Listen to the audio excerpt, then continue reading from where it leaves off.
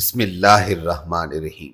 السلام علیکم سامعین، آواز اور تصویر کی دنیا میں خوش آمدید۔ میں ہوں فواد بشیر اور آپ دیکھ رہے ہیں الہم اسلامک سٹوریز۔ آج کی ہماری سٹوری کا عنوان ہے کہ بسم اللہ کی برکت کا ایک سچا واقعہ۔ کہا جاتا ہے کہ کسی علاقے میں قحط سالی پیدا ہو گئی۔ اس قحط سالی کی لپیٹ میں نہ صرف انسان بلکہ چرند و پرند سب اس کا شکار ہو گئے۔ مویشی مالکان بے حد پریشان تھے۔ اسی دوران ایک مسجد کے مولوی صاحب نے جمعے کے خطبے میں نہایت یقین کے ساتھ یہ بات بتائی کہ اللہ کا نام لے کر یعنی بسم اللہ الرحمن الرحیم پڑھ کر دریا کو بھی اگر حکم دیا جائے تو وہ بھی نافرمانی نہیں کرتا۔ خطبہ سننے والوں میں ایک چرواہا بھی موجود تھا۔ مولوی صاحب کی یہ بات اس کے دل میں اتر گئی اور اس بات پہ اس کا یقین کامل ہو گیا۔ اس نے واپس آ کر اپنی بکریاں کھولی اور سیدھا دریا پر چلا گیا۔ اونچی آواز سے کہنے لگا بسم اللہ الرحمن الرحیم اور دریا کو کہا کہ وہ اپنی بکریاں چروانے دوسری پار جانا چاہتا ہے اور اسے کہا کہ مجھے اپنے اوپر سے گزرنے دے۔ یہ کہہ کر اس نے اپنی بکریوں کو لیا اور دریا پر چلتا ہوا دریا پار کر گیا۔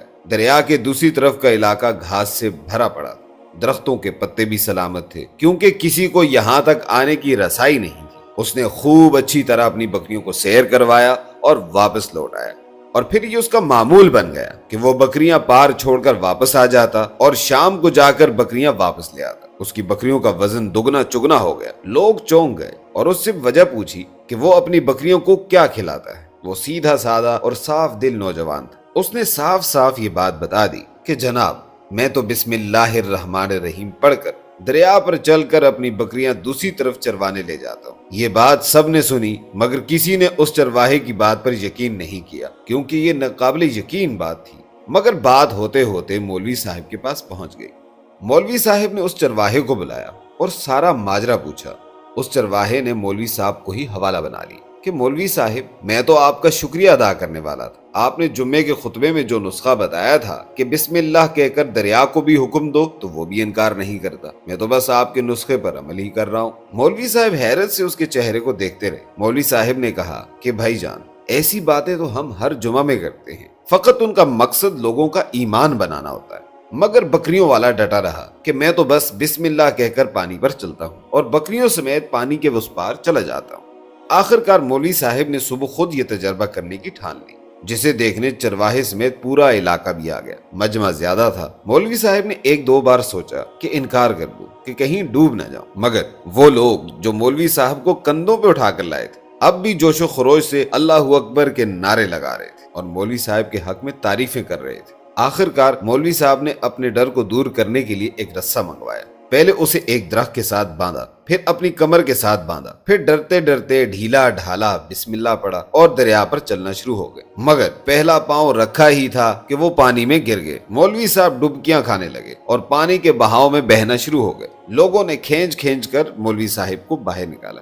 مولوی صاحب کی اس حرکت نے چرواہے کو پریشان کر دیا کہ مولوی صاحب کی بسم اللہ کو کیا ہو گیا، کیونکہ اس کا تو یہ روز کا معمول تھا۔ اس کے اپنے یقین میں کوئی فرق نہ آیا۔ اس نے بسم اللہ کہہ کر بکریوں کو پانی کی طرف اشارہ کیا اور خود ان کے پیچھے چلتا ہوا پار چھوڑ کر واپس بھی آ گیا۔